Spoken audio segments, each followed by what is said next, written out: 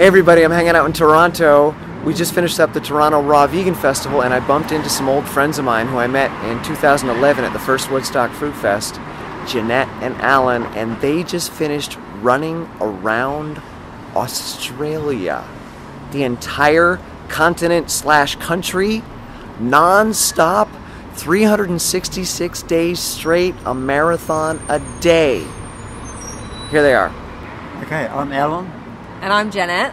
We live in Australia and we just did exactly what you said. We ran around the perimeter of Australia and we ran a marathon every day for a whole year to run 15,782 kilometers.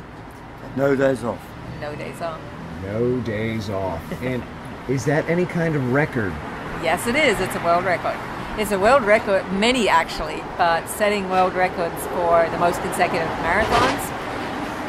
Especially the fact that we're, as you said, no spring chickens, so we're both in our 60s. So there's male and female, oldest to do that, and also we're both raw vegan, 100%. I don't think that's ever been done by a raw vegan before. And we did it in barefoot shoes, so that's another little goodie to throw in. There they are. Okay. So you said you did this on raw food, and we were having a talk a little while ago, and you confirmed what I've experienced, long distance exercise and types of foods eaten. Yeah. So what did you find when you were out there? What was powering you for a lot of this? Our main food for most of the time was fresh seasonal fruit. So coming up the east coast of the country, that's all tropical and beautiful, wonderful fruit that we had. And that's basically what we had the whole way up there, and that was a quarter of the way. And then we got into areas where there wasn't that kind of food, and so we had to think differently. We got food that was going to keep for that distance that we had to get across that area to the next place where we could get food. So we had to sort of go into having, instead of fresh green salads, it had to be coleslaw with cabbage and carrots and beets grated, and that was going to keep. So we were eating more the kind of food that we might not have necessarily eaten normally in our diet. And because we were running a marathon a day, we wanted to make sure that we were getting, the right kind of balance there. And we were concerned that maybe that wasn't going to be enough in the way of, good sugar for fuel. So what we did ahead of time was we dehydrated a whole bunch of bananas. So we took 2,000 dehydrated bananas with us.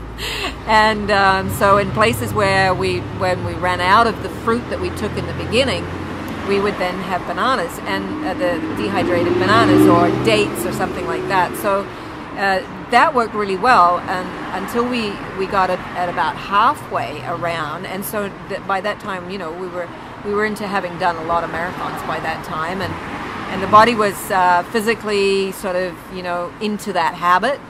But we were finding that we were needing certain things depending on the different climate and the different terrain that we were on. So every day was a different marathon. And so what we were finding was, because we were actually obviously losing weight with all that exercise and not being able to basically eat enough at some of the time when it wasn't available for us. So what we found was that we were starting to feel the feelings of going into towards the end of the run. We would find that we were the body was basically eating fat, which we didn't have any of. So we were starting to crave something with some fat. And what we were able to get once we got into that area was avocados. And being that it's a fruit and it does have a fat level, and we don't normally have that all the time, we certainly have some, occasionally, but what we found was if we had one or even a half an avocado, depending on the day, at the end of the run, it instantly satisfied that feeling. And it's not something we would normally do, but it's not something you normally do, is run a marathon every day either. So when you're doing something that extreme in the way of exercise, something that is going to keep going on and on and on for that length of time, like we talk about endurance running, but this is, I don't think there's a word for it, but well, apart from consecutive endurance running and not having done it. endurance running. Yeah, prolonged endurance running. So you have to think ahead to be able to fulfill that commitment that you've made towards that goal, and know that you're getting it right to be able to keep going. Physically, we knew we could keep going, but we had to make sure that we were getting the right kind of food to create that situation. Once we were, when we were starting to feel those things, then we had to do what we had to do at the time to get the right food. So even though we normally eat a low-fat, raw vegan diet, and we wouldn't normally eat, an avocado a day, we definitely found that during that time, that's what worked. And you might want to talk about what else we had with the avocado. That was kind of good too. You just took the words right out of my mouth. Yeah, I mean, also with this avocado, we found, I think we were also maybe craving a bit of salt. So we used to have some olives, maybe half a dozen olives, a couple of nice, juicy, sun-dried tomatoes, if you couldn't always get fresh. So that was our first thing we ate when we stopped. And then our crew would usually make us a juice. The juice was usually just beetroot, carrot, apple and ginger, perhaps, that sort of thing. Yeah. And we'd drink that fairly quickly as soon as we finished. And then we'd have a salad. Yeah. So it was just the way of doing it. And that wasn't all, it wasn't happening all the time, but it certainly happened at times. And at those times you have to listen to what your body's telling you. And our body was telling us, okay, this is what you need today, and we'd get that message loud and clear. And so we had to make sure that we had, that kind of thing. And avocados are just great for that. If we're doing that. I mean, if we'd been able to get durian, maybe we'd have had that for the fun. But no, that wasn't possible. So yeah, it was an interesting experiment, which is exactly what it was, because every day was different, and the conditions were different. The only thing that wasn't different is that we ran a marathon every day. So I have to say too that I'm sure some days we didn't get it right, because the next day, some days 42k seemed like nothing on some days. Other days 42k was a long way. 60 kilometres. Yeah. But then we'd learn after a couple of days to think, what did we have last night? What did we eat yesterday? Why are we feeling a bit down today? Exactly. Yeah. And there's usually a reason for that. Yeah. And because of what we were doing, it was pretty easy to sort of think back and look back at what that was. And we were doing that as we were running as well. We had crew with us who were there if we needed more water. Like some days we were running in 44 degrees heat. And Celsius. Yeah. It wasn't that cold. It was definitely that hot though. And so, we were needing more water more often. And sometimes on those days, all we wanted was some juicy stone fruit.